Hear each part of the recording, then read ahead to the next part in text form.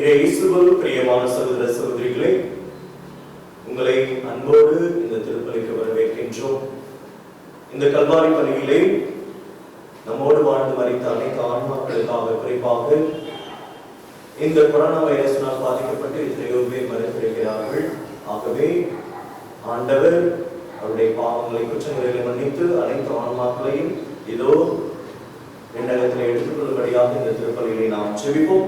மேலும் Michael George, Sushila Mary, Francis Xavier, John Shirani, Dominic Xavier, Harry Albert, Maria Kalaivani, Jayamalathi, Jayamary Anthony Swamy, Melicia D'Souza, Father Franklin Lobo, John Selvaraj, Rayappa, Rita, Arul, Anthony, Maria Gracie, Shekar, Maria Jagadish, Joseph, Maria Joseph முதலாம் ஆண்டு நினைவு, Mister Raju, Jagadish, Anthony Swamy, Susainathan, Therasamma, Arul Devasagayam, Rosemary, Malcolm Chandru, George, Sister Elizabeth Rani, Sister Simon Mary.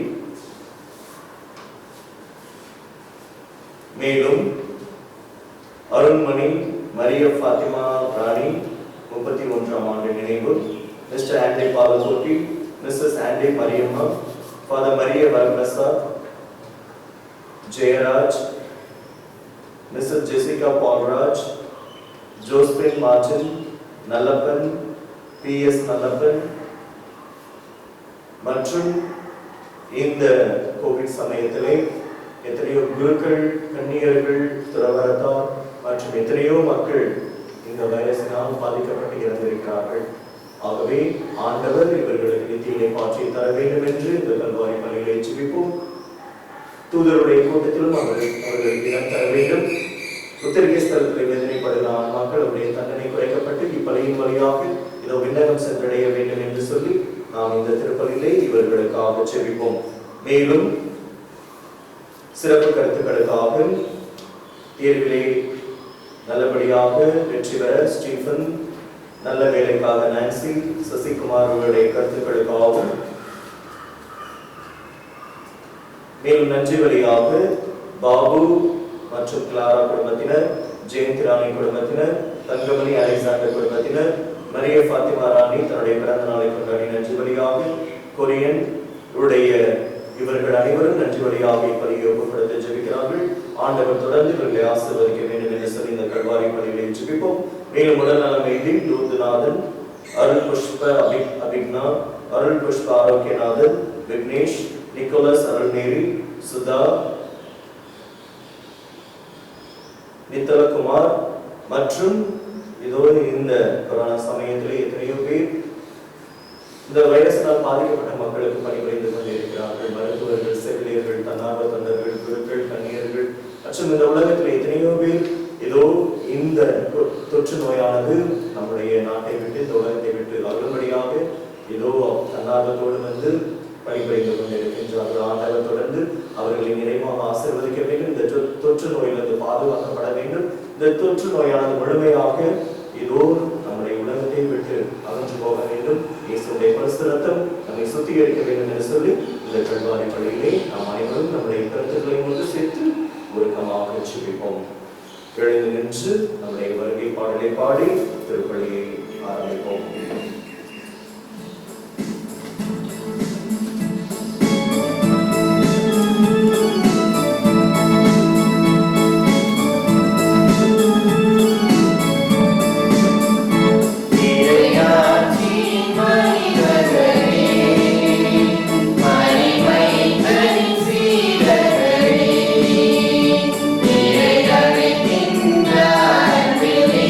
Thank you.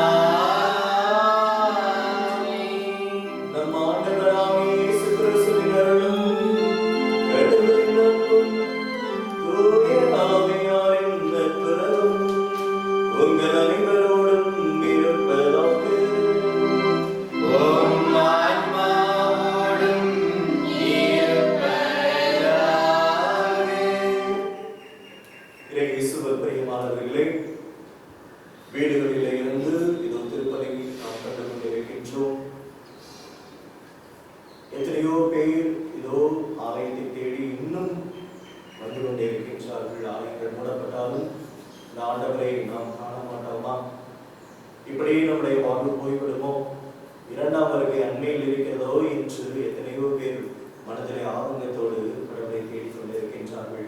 எத்தனையோ பேர் அலைபேசியிலே ஜெபிக்க கேட்டுக்கொண்டிருக்கின்றார்கள். தன்னுடைய உறவினர்களை இழந்த எத்தனையோ பேர் இதோ ஆறுதலை தேடிக் கொண்டிருக்கின்றார்கள். நம்முடைய பங்கிலே எத்தனையோ பேர் இதோ இறந்து கொண்டிருக்கின்றார்கள் இந்த கொரோனா வைரஸினால். ஆகவே ஆண்டவர் தன்னுடைய பரிசுத்தத்தினாலே உலகத்தை விடுத வேண்டும் என்று சொல்லி ஜெபிப்போம். நம்முடைய வீடுகளிலே அடைபட்டு கிடக்கின்றோம். கடவுள் கூடிய சீக்கிரமே விண்ணக கடவுளை நமக்காக திறந்து விட வேண்டும். இப்பலியின் வழியாக நாம் வேண்டிய கருத்துக்கள் அனைத்தும் நிறைவேற வேண்டும் என்று சொல்லி ஜெபிப்போம். இந்த பள்ளியை கலந்து கொள்வதற்கு தடையாக இருக்கின்ற நம்முடைய பாவங்கள், குற்றங்குறைகள் அனைத்தையும் ஏற்றுக்கொண்டு மனமிருந்தி ஆண்டவரிடம் மன்னிப்பை மன்றாடுவோம்.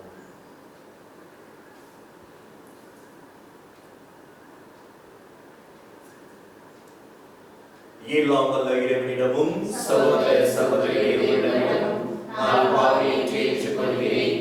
ஏனெனில் சிந்தனையாலும் சொல்லாலும் செயலாலும் கடமைகள் தவறினாலும் பாவங்கள் பல செய்தேன். என் பாவமே என் பாவமே என் பெரும் பாவமே.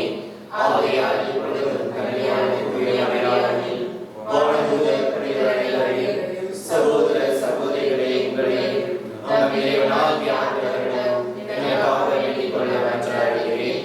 இயலாத இறைவன் நம்மை இங்கே இறக்கம் வைத்து நம் பாவங்களை மன்னித்து நம்மை முடிவில்லா வாழ்வுக்கு அழைத்து செல்வாராக. ஆமென்.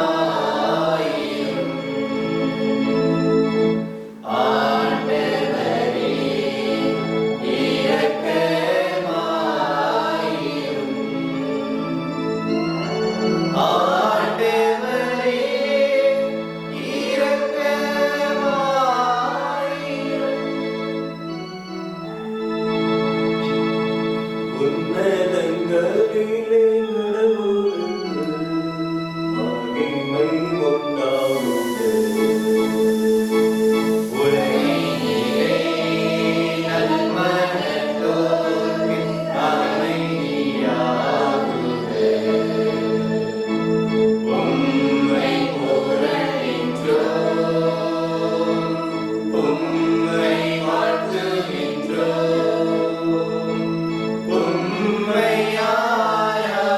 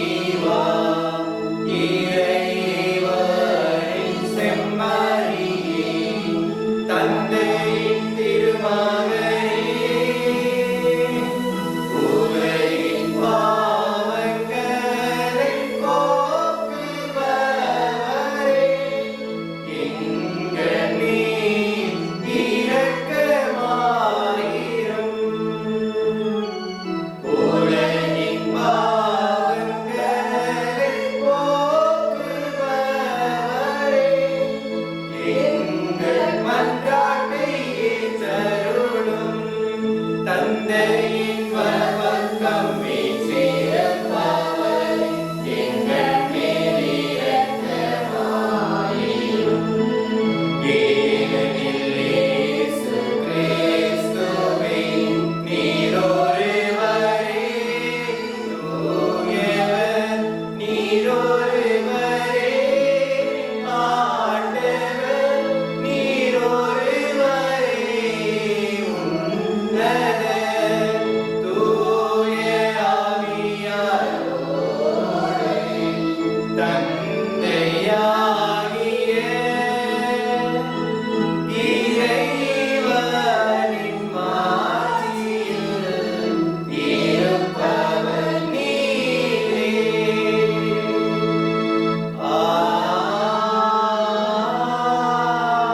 ஆமென். அன்றாடுவோமாக. எல்லாம் வல்ல இறைவா, உம் திருமகன் கிறிஸ்துவின் முன்னேற்றம் எங்களுக்கு ஒரு முன்னடையாளமாக இருக்கின்றது. தலையாகி அவர் பெற்ற மாட்சிக்கே அவரது உடலாகிய நாங்களும் அழைக்கப்பட்டுள்ளோம் என்பதை நோக்கி எங்களுக்கு தருகின்றது. எனவே நாங்கள் உமக்கு அன்புடன் நன்றியோரே புனிதமான மகிழ்ச்சியுடன் கிடைக்க செய்வீராக. உம்மோடு துணையாவியார் ஒன்றுகள் இறைவனாய் என்றென்றும் வாழ்ந்து ஆட்சி புரிகிறவரும் எங்கள் ஆண்டவருமான இயேசு கிறிஸ்துவனையாக உம்மை மன்றாடுகின்றோம். ஆமென்.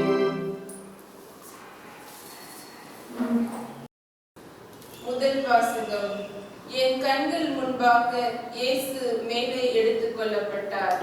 திருத்தூதர் பணிகள் நூலிலிருந்து வாசகம். அதிகாரம் 1, இறை வார்த்தைகள் 1 முதல் 11 முடிய. தெயோபில் அவர்களே, இயேசு தாம் தெரிந்து கொண்ட திருத்தூதர்களுக்கு அவர்கள் தூய ஆவியின் துணையோடு செய்ய வேண்டியவற்றை குறித்து அறிவுறுத்திய பின் விண்ணேற்றம் அடைந்தார். விண்ணேற்றம் அடைந்த நாள் வரை அவர் செய்தவை, கற்பித்தவை யாவற்றையும் குறித்து எனது முதலாம் நூலில் நான் எழுதியுள்ளேன். இயேசு துன்புற்று இறந்த பின்பு 40 நாட்களாக அவர்களுக்கு தோன்றி இறையாட்சியை பற்றி கற்பித்தார். பல தெளிவான சான்றுகளால் தாம் உயிரோடு இருப்பதை காண்பித்தார்.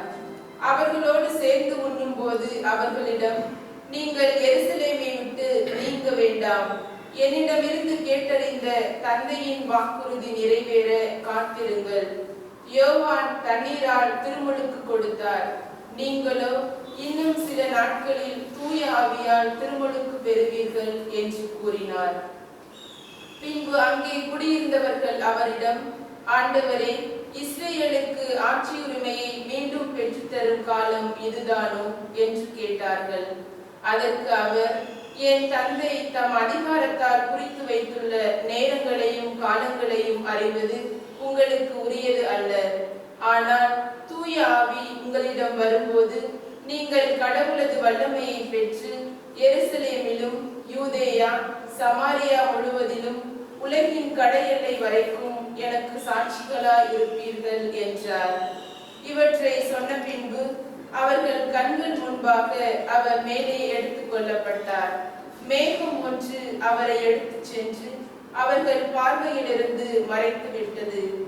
அவர் செல்லும் போது அவர்கள் வானத்தை அண்ணாந்து பார்த்து கொண்டே இருந்தார்கள். அப்போது வெண்ணுடை அணிந்த இருவர் தோன்றி, கலிலேயரே, நீங்கள் ஏன் வானத்தை அண்ணாந்து பார்த்து கொண்டே நிற்கிறீர்கள்? இந்த இயேசு உங்களிடமிருந்து விண்ணேற்றம் அடைந்ததை கண்டீர்கள் அல்லவா? அவ்வாறே அவர் மீண்டும் வருவார் என்றார். இது ஆண்டவர் வழங்கும் அருள்வாக்கு. இறைவனுக்கு நன்றி.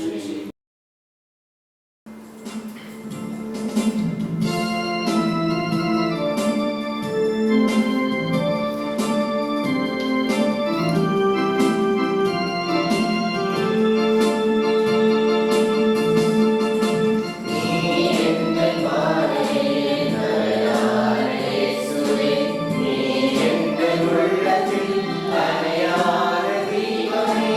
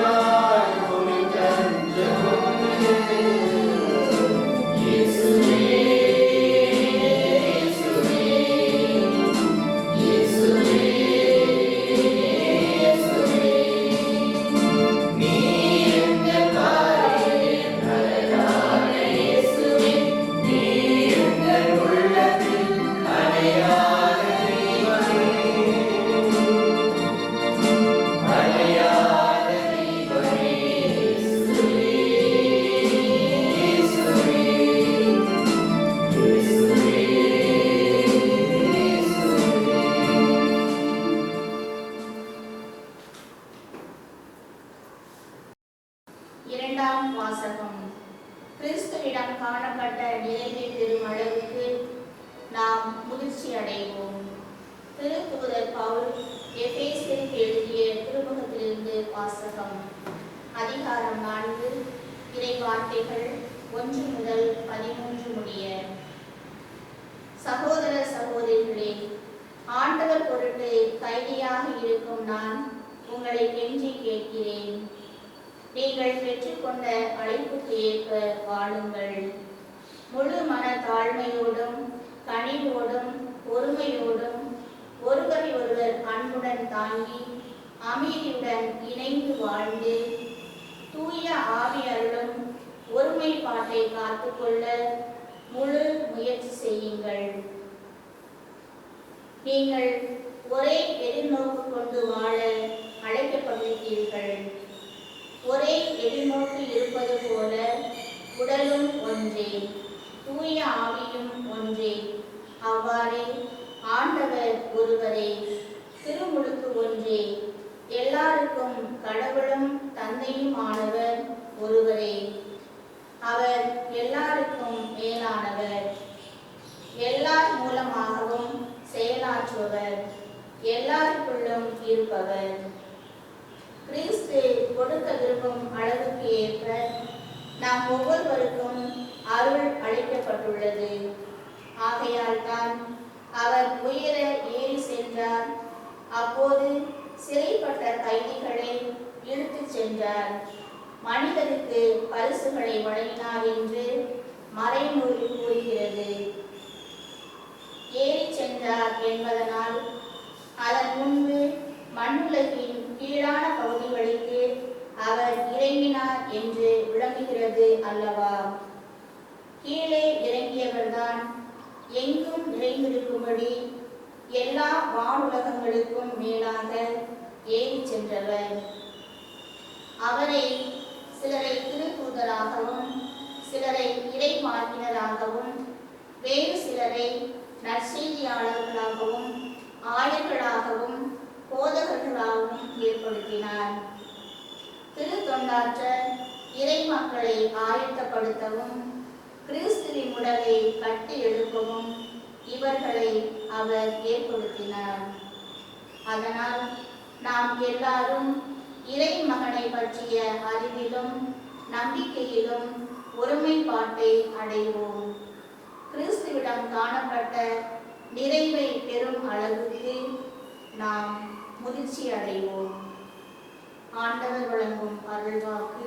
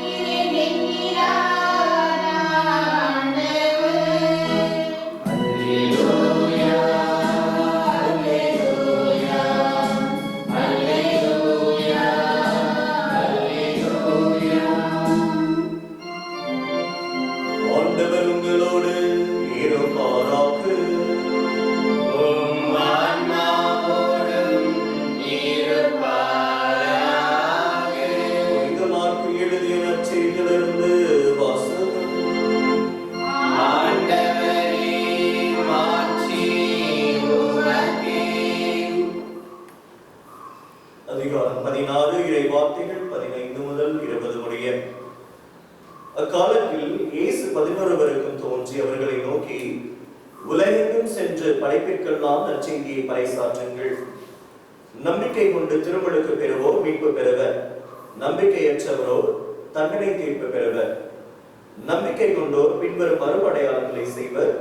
அவர்கள் என் பெயரால் பேய்களை ஓட்டுவர், புதிய மொழிகளை பேசுவர், பாம்புகளை தம் கையால் பிடிப்பர், கொள்ளும் நஞ்சை குடித்தாலும் அது அவர்களுக்கு தீங்கு இழைக்காது. அவர்கள் உடல்நலம் மற்றோர் மீது கைகளை வைக்க அவர்கள் குணமடைவர் என்று கூறினார். இவ்வாறு அவர்களோடு பேசிய பின்பு ஆண்டவர் இயேசு விண்ணேற்றமடைந்து கடவுளின் வலப்புறம் அமர்ந்தார். அவர்கள் புறப்பட்டு சென்று எங்கும் நற்செய்தியை பறைசாற்றினர். ஆண்டவர் உடனிருந்து செயல்பட்டு நிகழ்ந்த அருமடையாளங்களால் அவர்களுடைய வார்த்தையை உறுதிப்படுத்தினார். இது ஆண்டவரின் அருள்வாக்கு. கிறிஸ்துவே உமக்கு புகழ். இயேசுவில் பிரியமான சகோதர சகோதரிகளே, நேற்றைய தினம் நான் மறைவுரையை தயாரித்துக் கொண்டிருந்த பொழுது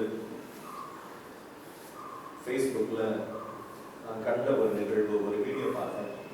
அது என்னை மிகவும் பாதித்தது. என்னன்னா, உங்களுக்கு எல்லாருக்குமே தெரியும், நம்ம உலகமே இந்த கொரோனாவினால் சிக்கி சின்னாபின்னமாகி கொண்டிருக்கிறது. எத்தனையோ பேர் இறந்து கொண்டிருக்கின்றார்கள். நம்முடைய வீடுகளிலே எத்தனையோ பேரை தொலைத்திருக்கிறோம்.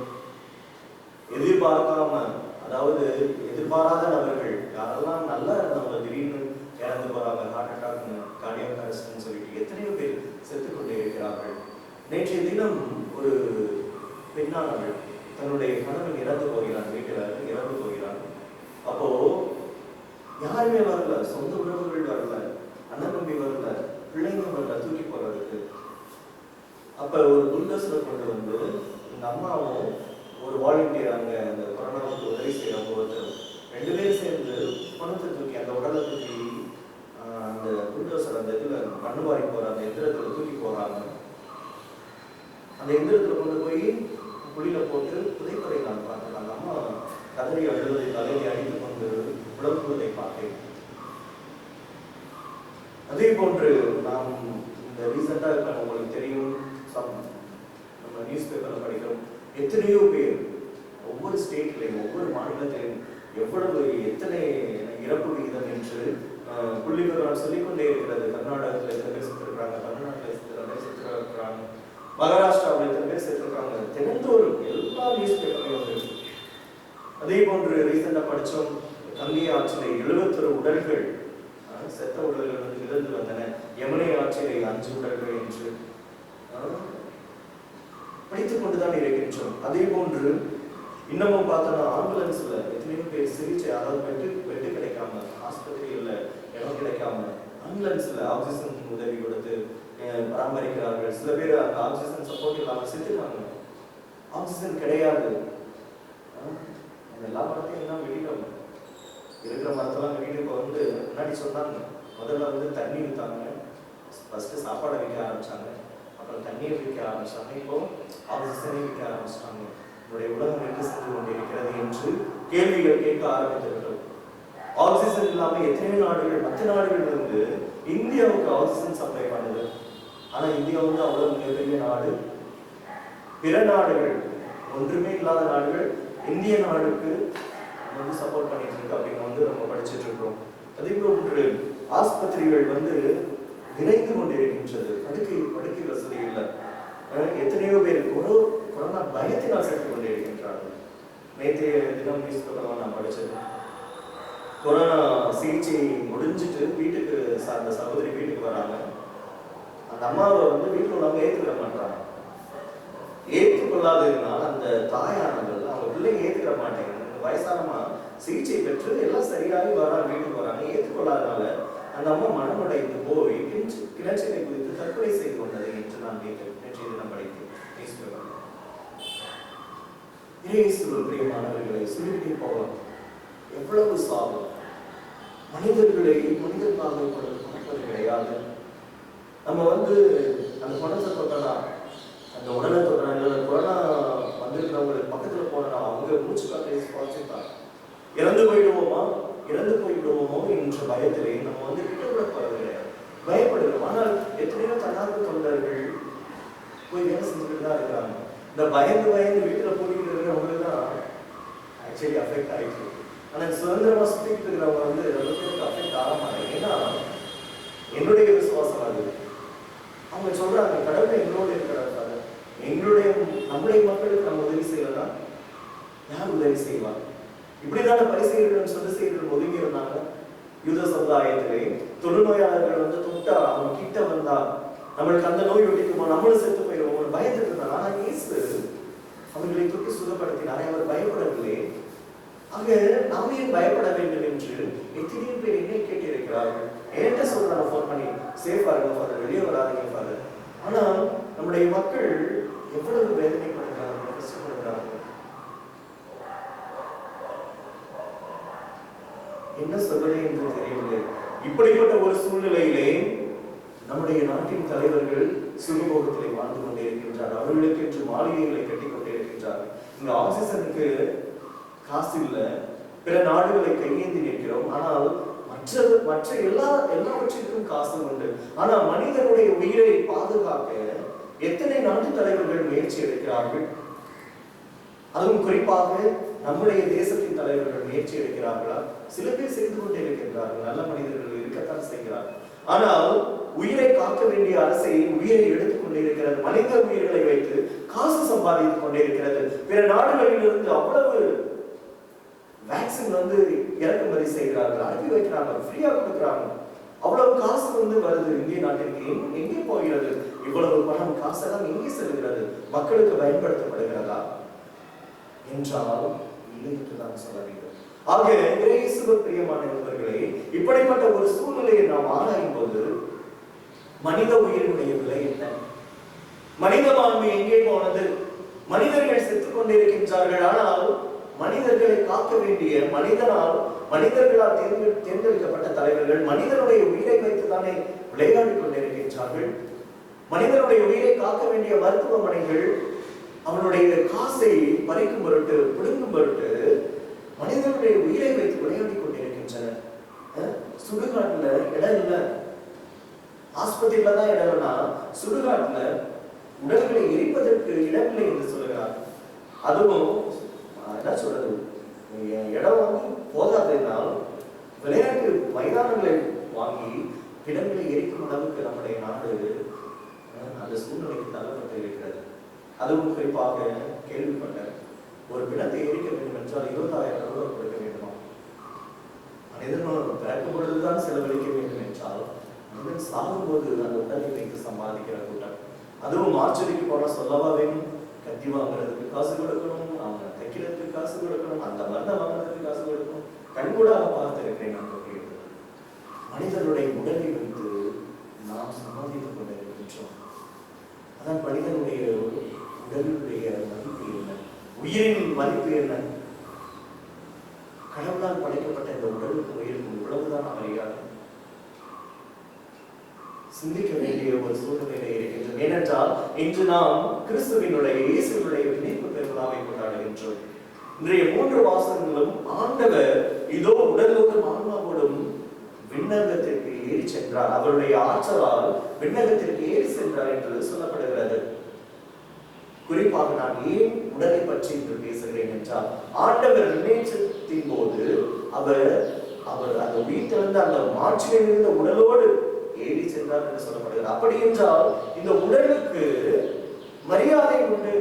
இந்த உடல் கடவுளால் படைக்கப்பட்டது, இந்த உயிர் கடவுளால் கொடுக்கப்பட்டது. நம்ம வந்து பிறக்கும் பொழுது யாரையும் கேட்டு பிறக்கல, சாகும் பொழுது யாரையும் கேட்டு சாக போவது கிடையாது. ஆக தாயின் கருவயிற்றிலே உருவாகும் வரை நான் தெரிந்து கொண்டேன் என்று சொன்னாரே.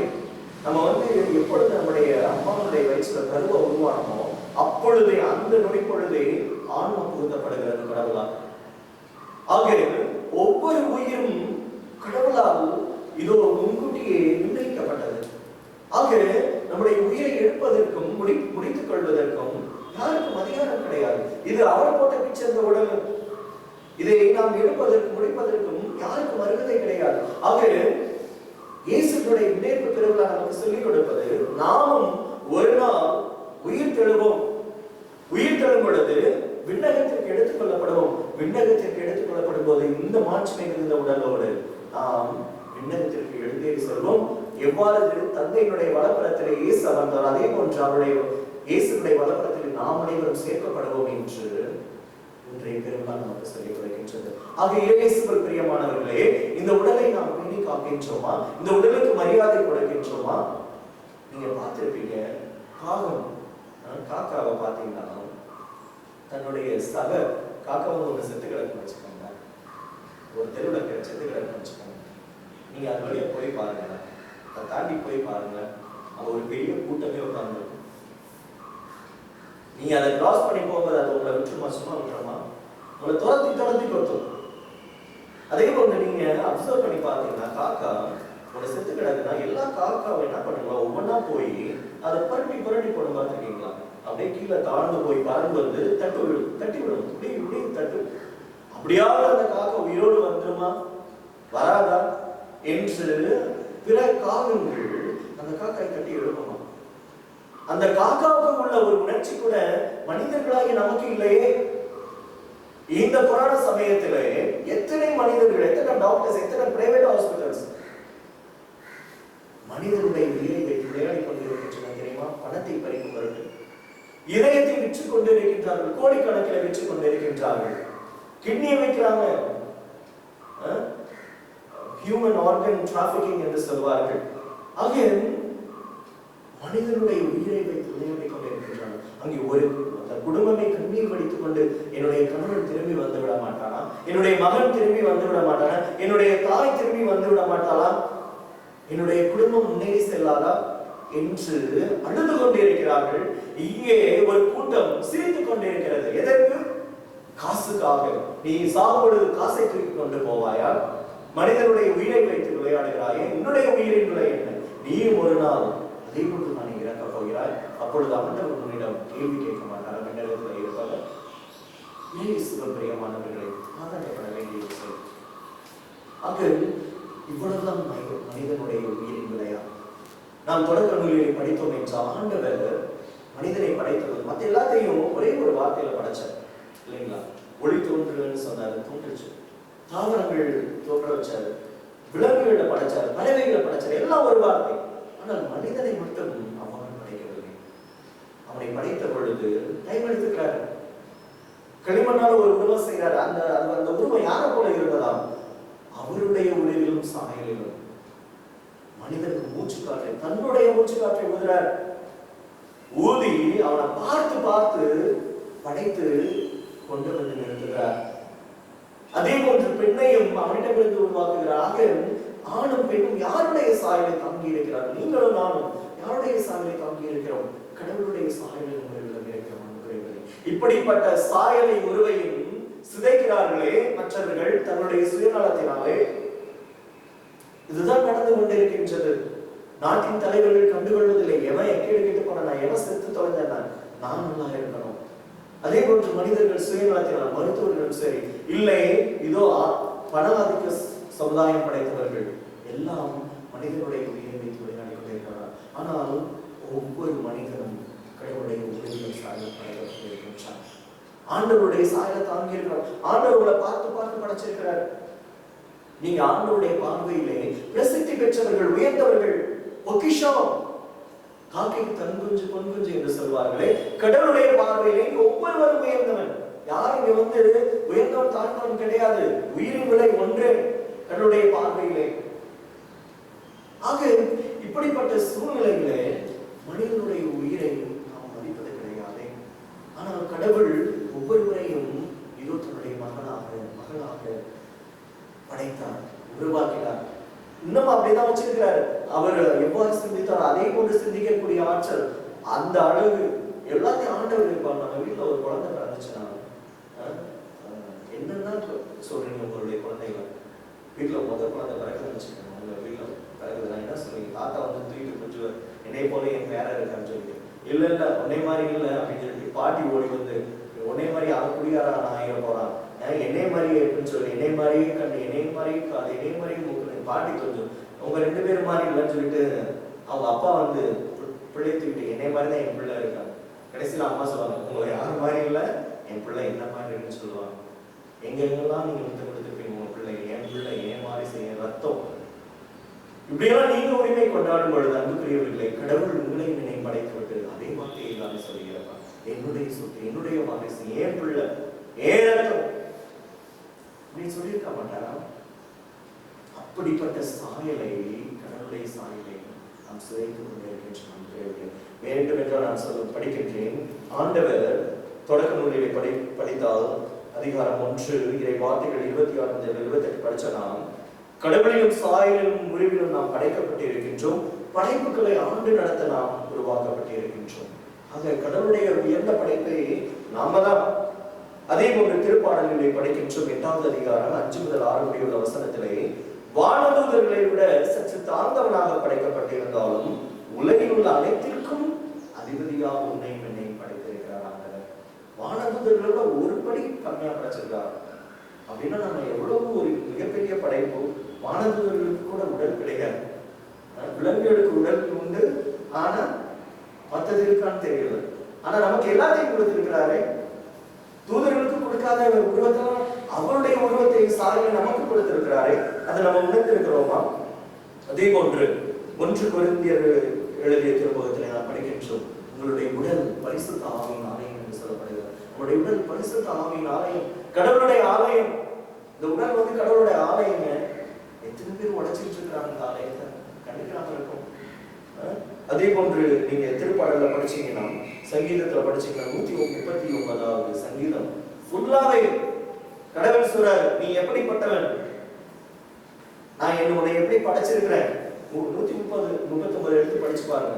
கடவுள் வந்து நம்ம எப்படி படைச்சிருக்கிறாங்க அவ்வளவு அழகா சங்கீத ஆசிரியர் சொல்லியிருப்பாங்க. அதே போன்று படிக்கின்றோம் எசாயா புத்தகத்தை படிக்கின்றோம், கடவுள் தன்னுடைய உள்ளங்கைகளில் என்னுடைய பெயரை குறித்து வைத்திருக்கின்றார். அப்படின்னா நம்மளாம் நினைச்சிட்டு நம்மளால தெரியாது. இத்தனை பேர் மனிதர்கள் உலகத்துல இருக்கும்போது ஆண்டவர் நம்மளுக்கு அதை எங்க பார்த்துட்டா இருக்கிறாரு அப்படின்னு நினைச்சிட்டு இருக்கோம். ஆண்டவர் உங்களை பார்த்துட்டு தான் இருக்கிறாரு.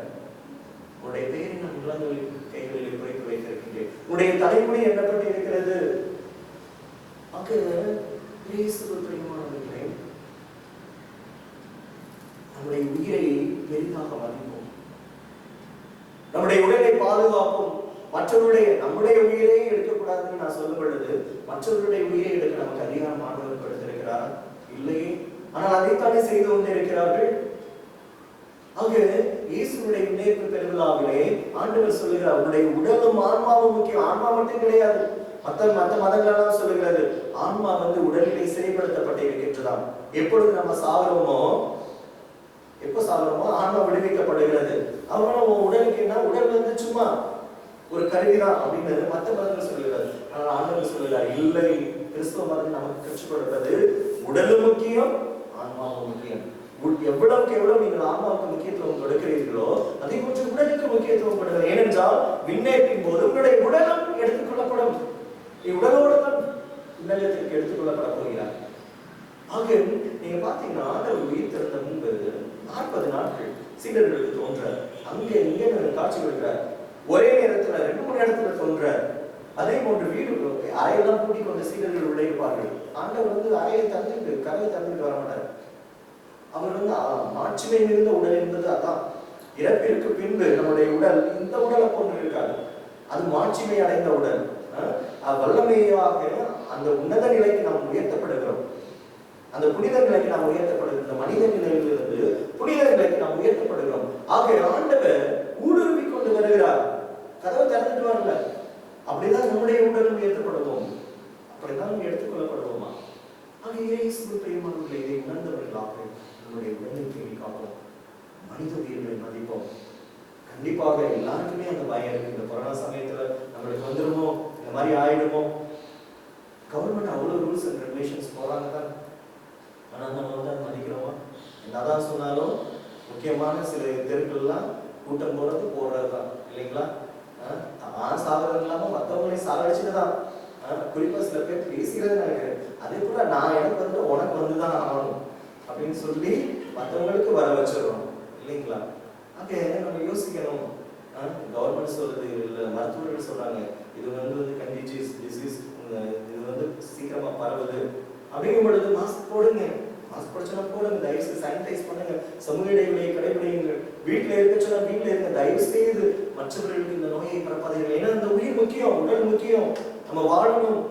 ஆண்டவர் அழைப்பதற்கு முன்பாகவே நாம் இந்த வாழ்வை முடித்துக் கொள்ளக்கூடாது. ஆக இது தற்கொலைக்கு சமம் தான். நம்ம வந்து மற்றவங்களுக்கும் ட்ரபிள் கொடுக்கிறோம், நம்மளே கொண்டுறது இது தற்கொலைக்கு சமம். ஆக நம்ம என்ன செய்யணும்? விதிமுறைகளை கடைபிடித்து மற்றவர்களையும் நம்மையும் பாதுகாக்க வேண்டும். கூடிய சீக்கிரம் இந்த தொற்று நோயானது நம்முடைய நாட்டை விட்டு, இந்த உலகத்தை விட்டு முற்றிலும் அகற்றப்பட வேண்டும். அதே போன்று நான் சொன்னது போல பயப்படாதீர்கள், பயமே உங்களை கொன்று விடுங்கள். பல பேர் ஐயோ சத்துருவமோ, இந்த நோய் வச்சுக்க சத்துருவமோ, வரதுக்கு முன்னாடி அத்தனை பிறகு சில பேரெல்லாம் போய் டெஸ்ட் பண்றாங்க. என்ன பண்றது? சந்தோஷம். நம்ம வந்து கொஞ்சம் முன்னாடியே தயாரிப்போடு இருக்க வேண்டும். நம்ம வந்து நம்மளை பாதுகாத்துக் கொள்ள வேண்டும், நம்முடைய உடலை பாதுகாத்துக் கொள்ள வேண்டும். ஆனா அதுக்காக வேண்டிய என்ன செய்ய பயந்து சில பேர் செத்து விடுகிறார்கள். டாக்டர் சொல்றாங்களே கொரோனாவோட சாகிறது, கொரோனாவில் சாகிறவங்க வந்து கம்மியா, ஆனா அந்த பயத்தினால் சாகிறவர்கள் தான் அதிகம். ஆக நம்ம வந்து பயப்படாம இதை எப்படி எதிர்கொள்ள வேண்டும்? வேக்சின் எடுக்கிறோமா, வேக்சின் எடுங்க. இல்ல நம்ம அதுக்கு தகுந்த ப்ரிகாஷன் எடுக்கிறோமா, ப்ரிகாஷன் எடுங்க. எடுத்துக்கிட்டு உடலை பாதுகாத்துக் கொள்ளுங்கள். அதே போன்று நாட்டு தலைவர்கள் எல்லாம் மனம் மாற வேண்டும் என்று சொல்லிப்போம் இந்த திருப்பதியில். ஏனென்றால் அவர்கள் நம்முடைய உயிரை வைத்து காசு சம்பாதிக்கிறார்கள். மருத்துவர்கள், செவிலியர்கள், குறிப்பாக சில பிரைவேட் ஹாஸ்பிட்டல்ஸ் எல்லாம் மனிதனுடைய உயிரை வைத்து காசு சம்பாதிக்கிறார்கள். அவர்கள் மனம் மாறி இதோ மனிதனுடைய உயிரை பாதுகாக்க வேண்டும் என்று சொல்லி சொல்லிப்போம். குறிப்பாக இந்த தருணத்திலே கொரோனாவால் பாதிக்கப்பட்ட இறந்த குடும்பங்களுக்காக சொல்லிப்போம். ஆண்டவர் அவர்களுக்கு ஆறுதல் தர வேண்டும் என்று, இறந்தவர்களுக்கு ஆண்டவர் நித்திய இறைப்பாற்றி தர வேண்டும் என்று சொல்லி சொல்லிப்போம். ஆக இந்த உடலை கடவுளுடைய ஆலயமாக மதிப்போம். சில பேர்லாம் பிடிச்சி செத்துறாங்க, சில பேர் இந்த உடலை மதிக்கிறது கிடையாது. சில பேர் மெல்லிசா இருக்கணுமா, ஒல்லியா இருக்கணுமா, ஒரு இட்லி 2 இட்லி என்ன பண்றது? மெயின்டெனன்ஸ் சொல்லி கடவுள் கொடுத்த அந்த ஆவியின் ஆலயம் பாதுகாக்கப்பட வேண்டும், பரிசுத்தமாக இருக்க வேண்டும். ஆன்மா மட்டும் பரிசுத்தமா வச்சா போதும், உடலையும் பரிசுத்தமா வைப்போம், உடலை பாதுகாப்போம். ஏன்னா இந்த உடல் தான் மாட்சிமிகு உடலாக விண்ணகத்திற்கு எடுத்துக் கொள்ளப்படும் போது உயர்த்தப்படும். ஆக சில பேர் ஆப்போசிட், வர்றதெல்லாம் வச்சு கட்டுறது, பலூன் மாதிரி ஊதிட்டா அப்புறம் எல்லா நோயும் வந்து சேர்ந்தும் சாக்க வேண்டியதான். ஆக உடலை மதித்து இதோ விண்ணகத்திற்குரிய மக்களாக வாழ முயற்சிப்போம். கடவுள் உங்கள் ஒவ்வொருவரையும் ஆசீர்வதிப்பாராக. ஆமென். எழுந்து நின்று விசுவாசத்தை அறிக்கையிடுவோம். கடவுள் ஒருவரே இருக்கின்றார், தந்தை மகன் தூய ஆவியாரால் ஒன்றாய் வாழ்வோரை நம்புகிறேன். தூய ஆவியின் வல்லமையால் இறைமகன் நமக்காய் மனிதரானார். கன்னி மரியிடம் பிறந்தவராம் இயேசுவை உறுதியாக நம்புகிறேன். கிறிஸ்துவின் ஆட்சியில் பாடுபட்டார், சிலுவையில் இருந்து அடக்கப்பட்டார், 3ஆம் நாளில் உயிர்த்தெழுந்தார், இறப்பின் மீதே வெற்றி கொண்டார். விண்ணகம் வாழும் தந்தையிடம் அரியணை கொண்டு இருக்கின்றார். உலகம் முடியும் காலத்திலே நடுவராய் திரும்பவும் வந்திடுவார். தூய ஆவியாரை நம்புகிறேன். பாரினில் அவர் துணை வேண்டுகிறேன். பாவ மன்னிப்பில் தூய்மை பெற்று பரிகார வாழ்வில் உயர்த்திடுவேன். திரு அவை உரைப்பதை நம்புகிறேன். புனிதர்கள் உறவை நம்புகிறேன். உடலின் உயிர்ப்பை நிலை வாழ்வை உறுதியுடனே நம்புகிறேன். ஆமென். பிரியமானவர்களே, என் பெயரால் தந்தையிடம் எதையெல்லாம் கேட்கிறீர்களோ தருவார் என்று ஆண்டவர் நமக்கு வாக்கு கொடுத்திருக்கின்றார். முன்னேற்றம் அடைந்த கடவுள் உயிரோடும் ஆன்மாவோடும் உடலோடும் இதோ பின்னேற்றம் அடைந்தார். அந்த கடவுள் தந்தையினுடைய வலப்புறத்திலே அமர்ந்து நமக்காக இன்றும் பரிந்து பேசிக் கொண்டிருக்கின்றார். நம்மை ஆட்சி செய்து கொண்டிருக்கின்றார். அந்த கடவுள் நம்மை பார்த்துக் கொண்டிருக்கின்றார். கண்களை மூடி உருக்கமாக இதோ ஆண்டவரிடம் நம்முடைய விண்ணப்பங்களை எழுப்புவோம். நம்முடைய ஆன்மாயர்கள், நாட்டு தலைவர்கள், சமூக தலைவர்கள், நல்லாயனாம் கிறிஸ்துவால் தங்களிடம் ஒப்படைக்கப்பட்ட மந்தையை பேணி காத்து வழிநடத்த வேண்டும் என்று இறைவாமை மன்றாடுகிறோம். உலகம் அனைத்தும் கிறிஸ்து தர்ம அமைதியை உண்மையாகவே பெற்று மகிழ்ந்திட வேண்டும் என்று இறைவாமை மன்றாடுகிறோம். துன்புறும் நம் சகோதர சகோதரிகளுடைய துயரமெல்லாம் மகிழ்ச்சியாக மாறவும், அம்மகிழ்ச்சியை எவரும் அவர்களிடமிருந்து பறித்துக் கொள்ளாதபடி ஆசியை தந்துள்ள வேண்டும் என்று இறைவாமை மன்றாடுகிறோம். இங்கு கூடியிருக்கும் நாம் கிறிஸ்துவின் உயிர்த்தெழுதலுக்கு விண்ணேற்றத்திற்கு மிகுந்த நம்பிக்கையுடன் சான்று பகர வேண்டும் என்று இறைவாமை மன்றாடுகிறோம். கொரோனாவால் மரித்து அனைத்து சகோதர சகோதரிகளுக்கும் நித்திய இறைப்பாற்றி தந்துள்ள வேண்டும் என்று இறைவாமை மன்றாடுகிறோம். இதோ தங்களுடைய சகோதர சகோதரிகளை இழந்து வாழ குடும்பங்களுக்காக மன்றாடவும். ஆண்டவர் அவர்களுக்கு ஆறுதலும் தேர்தலுமாக இருந்து அவர்களை வழிநடத்தவும். இந்த கொரோனா சமயத்தில் எத்தனையோ பேர் கஷ்டப்பட்டுக் கொண்டிருக்கின்றார்கள். வேலை இழந்து, குடும்பத்திலே சகோதர சகோதரிகளை இழந்து, எத்தனையோ பிரச்சனைகளோடு குடும்பத்திலே இதோ தவித்துக் கொண்டிருக்கிற வேலையிலே ஆண்டவர் அவர்களை மீட்டுக் கொண்டு வர வேண்டும். இந்த இக்கட்டான சூழ்நிலையிலே அவர்களுக்கு இதோ எல்லா வரங்களையும் தந்து வழி நடத்த வேண்டும் என்றும், இதோ குறிப்பாக இந்த காலகட்டத்திலே மருத்துவர்கள் செவிலியர்கள் தன்னுடைய உயிரை பணைய வைத்து போராடி கொண்டிருக்கிற வேலை அவர்களை ஆண்டவர் தன்னுடைய பரிசு ரத்தத்தினாலே காத்துள்ள வேண்டும் என்று இறைவாமை மன்றாடுகிறோம். நம்முடைய தனிப்பட்ட கருத்துக்களுக்காக நாம் செவிப்போம்.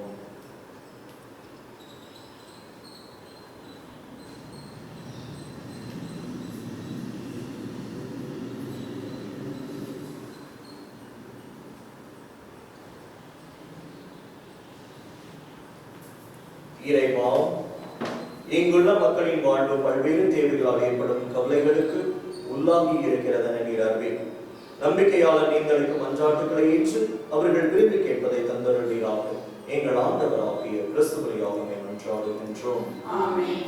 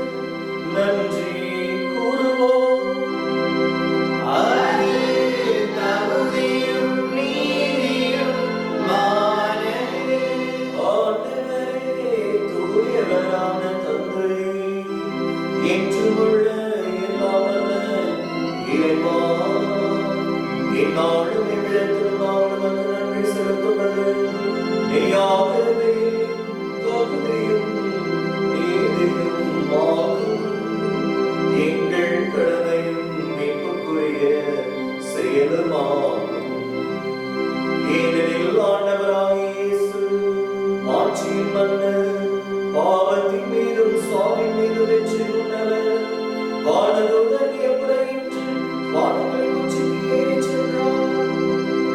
கடவுளையும் மனிதரையும் இணைப்பவரும் உலகிற்கு தீர்ப்பிடுகின்றவரும் ஆற்றல் மிகு அணிகளின் ஆண்டவரும் அவரே. இவ்வாறு அவர் சென்றது எங்கள் தாழ்நிலையிலிருந்து விலகி செல்வதற்காக அன்று, மாறாக எங்கள் தலைவரும் முதல்வருமாகி அவர் முன் சென்று அவ்விடத்திற்கு அவரது உறுப்பினர்களாகிய நாங்களும் அவரை பின்தொடர்வோம் எனும் நம்பிக்கையை தருவதற்காகவே. ஆகவே அனைத்துலகின் மாந்தர் அனைவரும் வாக்களிக்கின்றனர். அவ்வாறே ஆற்றல் மிக்கோரும் அதிகாரம் கொண்ட தூதர்களும் உமது ஆட்சியில் புகழ்ந்து பாடி முடிவின்றி பாடுவதாவது.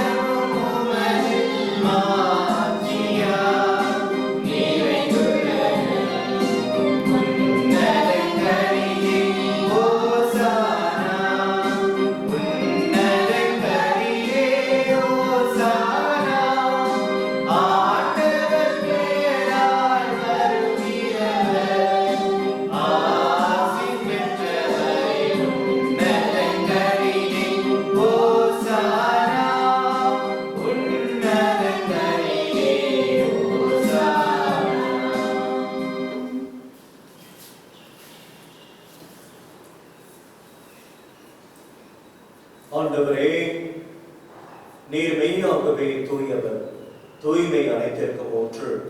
ஆகவே உம்முடைய தூய ஆவியை பொழிந்து இக்காணிக்கைகளை புனிதப்படுத்த வேண்டும் என உம்மை வேண்டுகின்றோம். இவ்வாறு எங்கள் ஆண்டவர் இயேசு கிறிஸ்துவின் திருவுடலும் திரு ரத்தமுமாக எங்களுக்கு இவை மாறுவனவாக. அவர் பாடுபட உலம் கணிந்து தம்மை கையளித்த போது அப்பத்தை எடுத்து நன்றி செலுத்தி அதை விட்டு தம் சீடர்களுக்கு அளித்தவர் கூறியதாவது: அனைவரும் இதிலிருந்து பெற்று உண்ணுங்கள், ஏனெனில் இது உங்களுக்காக கையளிக்கப்படும் என் உடல்.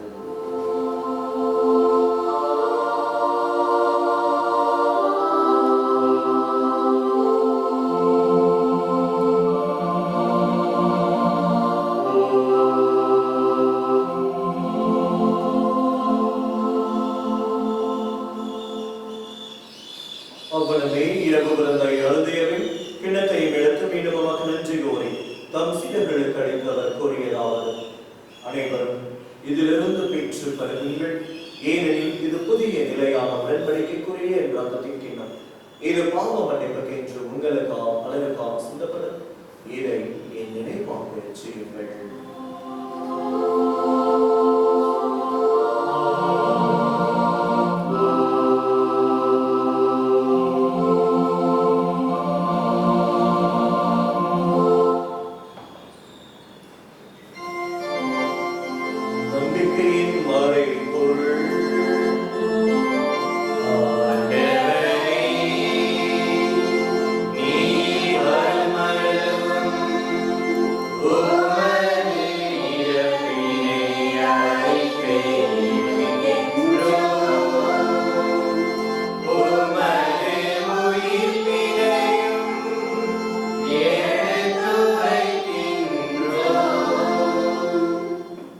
ஆகவே ஆண்டவரே, நாங்கள் கிறிஸ்துவின் இறப்பினை உயிர்ப்பினை நினைவுகூர்ந்து வாழ்வு தரும் அப்பத்தை மீட்பளிக்கும் கிண்ணத்தை ஒப்புக் கொடுக்கின்றோம். உம் திருமணின் சுமக்கு ஊழியம் புரிய தகுந்தவுடன் எங்களை ஏற்றுக்கொண்டேன். எனவே மக்கள் நன்றி செலுத்துகின்றோம். மேலும் கிறிஸ்துவின் உடலிலும் ரத்தத்திலும் பங்கு கொள்ளும் எங்களை தூய ஆவியார் ஒன்று சேர்க்க வேண்டும் என உண்மை தாழ்மையுடன் மன்றாடுகிறோம். ஆண்டவரே, உலகெங்கும் பரவி இருக்கும் அந்த திருவையை நினைவு கூர்ந்தருளும். எங்கள் திருத்தந்தை பிரான்சிஸ், எங்கள் பேராயர் பீட்டர், எல்லா திருநிலையினராய் அனைவரோடும் புது திருவை அன்பில் நிறைவு பெற செய்தருளும். தந்தையை நீர் விளைந்துவிடம் அழைத்துக் கொண்ட அனைத்து ஆன்மாக்களையும், குறிப்பாக இந்த கொரோனா சமயத்திலே மறித்த அனைவரையும் நினைவு கூர்ந்தருளும். உம் திருமகனோடு அவரது இறப்பில் இணைக்கப்பட்டிருந்த அவர்கள் வீடுகளும் அவரை போல் இருக்க செய்தருளும். மேலும் வீட்டிலும் எதிர்நோக்கத்தில் உள்ள எங்கள் சகோதர சகோதரிகளை இறந்தோர் அனைவரை இரக்கத்துடன் நினைவு கூர்ந்து புது திருமுகங்களை நிறைவேற்றருளும். எங்கள் அனைவர் மீதும் இரக்கமாயிரும். கடவுளின் கன்னித்தாயான புனித மரியா, அவருடைய அன்பு கணவரான புனித சூசையப்பர், புனித திருத்தூதர்கள், இவ்வுலகில் உமக்கு வந்தவராக இருந்தவராகிய புனிதர் அனைவருடனும் நாங்கள் நிலைவாழ்வில் பங்கு கொள்ள தகுதி பெற்று உம் திருமகன் இயேசு கிறிஸ்து வழியாக உம்மை புகழ்ந்தேத்தும் வரமருள மன்றாடுகின்றோம்.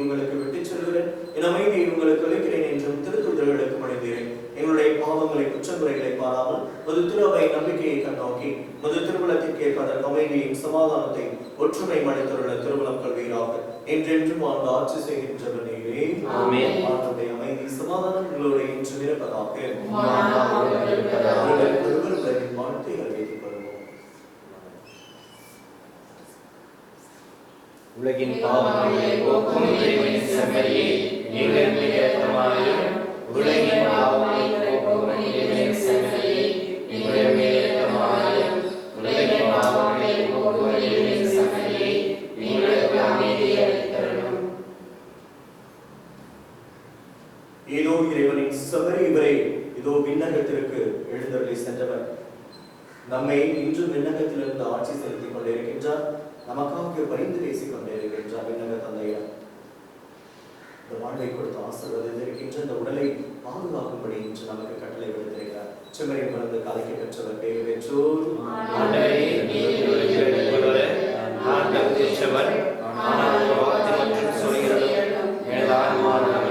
கிறிஸ்துவின் திருவுடலும் ரத்தமும் நம்மை காக்கும் இருப்பதாக. ஆமென்.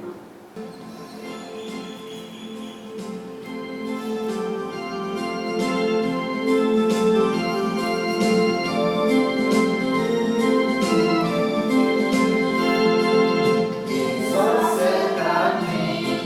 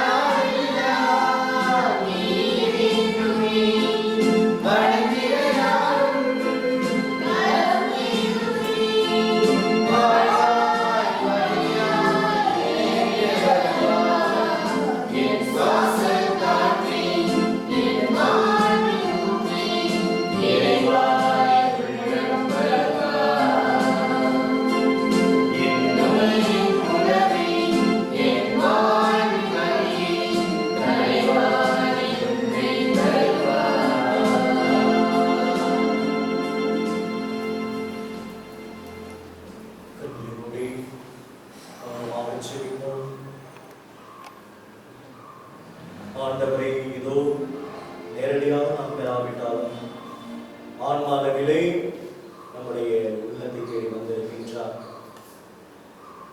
வீடுகளிலே அமர்ந்திருப்பவரே, இதோ ஆன்மா அளவிலே வந்திருக்கின்ற ஆண்டவரோடு பேசுங்கள். குறிப்பாக இந்த நோயானது நம்முடைய நாட்டை விட்டு அகலப்படியாக செல்லுங்கள். தருணத்தில் இயேசுடைய பரிசுத்த ரத்தம் நம்மை சுத்திகரிக்க வேண்டும், இந்த நாட்டை சுத்திகரிக்க வேண்டும், இந்த உலகத்தையே சுத்திகரிக்க வேண்டும் என்று சொல்லிப்போம். எல்லா தீமைகள் அகற்றப்பட வேண்டும், பசாசினுடைய பார்வையானது எடுத்து போடப்பட வேண்டும். இதோ இந்த தருணத்திலே எத்தனையோ மருத்துவமனைகளிலே மருத்துவர்கள், செவிலியர்கள், தன்னார்வலர்கள் பணிபுரிந்து கொண்டிருக்கிற வேளையிலே அவர்களை ஆண்டவர் ஏதோ தன்னுடைய படைகளை, வானக சேனைகளை அனுப்பி காவல் சமரசுகள் இவர்களுக்கு இடையராது பணிபுரிய வேண்டும் என்று சொல்லி செபிப்போம். இறந்தவர்களுக்கு நித்திய வாழ்வை தந்துவிட வேண்டும் என்று செபிப்போம். இறந்த குடும்பங்களுக்கு ஆறுதலை தர வேண்டும் என்று செபிப்போம். வேலை இழந்தவர்கள் குடும்பத்திலே எத்தனையோ பிரச்சனைகளோடு எத்தனையோ ஆபரேஷன் செய்து கொண்டு விடியலை காண்போமா காண மாட்டோமோ என்று இங்கு தவிக்கிற உள்ளங்களுக்காக செபிப்போம். குடும்பத்தை வழிநடத்த முடியாத தருணத்திலே எத்தனையோ பேர் இதோ சாவை தேடிக் கொண்டிருக்கின்றார். அவருடைய வாழ்வு மாற வேண்டும் என்று சொல்லி செபிப்போம். இயேசுவே, இதையெல்லாம் அறிவீரே, இது எங்களுடைய சுயநலத்தினாலே உலகமே அழிந்து கொண்டிருக்கிறது. மனித உயிரை வைத்து, உடலை வைத்து காசு சம்பாதிக்கிற கூட்டத்தை நாங்கள் இன்று கொண்டு கொண்டுதான் இருக்கின்றோம். ஆண்டவரே, கூடிய சீக்கிரமே அநீதிகளுக்கும் தீமைகளுக்கும் முற்றுப்புள்ளி வையலாம் என்று சொல்லி செபிப்போம். கடவுள் நம்மை மீட்டெடுக்கட்டும். இயேசுவுடைய பரிசுத்தம் இந்த உலகத்தை சூழ்ந்து கொண்டு நமக்கு விடிகளை தர வேண்டும் என்று சொல்லி செபிப்போம். உள்ளத்தின் ஆழத்தில் வந்து ஆண்டவரே, வாரத்தை தேடி எப்பொழுது நாங்கள் வரப்போகிறோம், உடைய பரிசுத்த பிரசன்னத்தை காணாமல் இதோ நீங்கி தவிர்த்து கொண்டிருக்கிறோமே. ஆண்டவரே, இறந்த சகோதரி சகோதரிகளுக்காக செபிக்கிறோம். ஆண்டவரே, குடும்பத்திற்காக செபிக்கிறோம். ஆண்டவரே, உறவினர்களுக்காக செபிக்கிறோம். எத்தனையோ திருமணங்கள் இதோ ரத்து செய்யப்பட இருக்கின்றன. எந்த ஒரு நல்ல விசேஷம் நடக்கவே ஆண்டவரே, எல்லாம் விலகி போய் கிடக்கிறோமே. வாழ்விலை ஒருங்கிட்ட மாட்டீங்களா? எங்களுக்கு வாழ்வு தர மாட்டீங்களா? கண்ணீரோடு செபிக்கிற ஒவ்வொரு மகளுடைய செபம் கேட்கப்பட வேண்டும் என்று சொல்லி இந்த தருணங்களை செபிப்போம். எங்களுக்கு வெளியில தான், எங்களுக்கு வாழ்வ தாங்க, எங்களுக்கு வழியா வழியா வாங்க ஆண்டவரே அப்படின்னு சொல்லி செபிப்போம். கடவுள் ஒவ்வொரு கரையும் ஆசீர்வதிப்பார்கள்.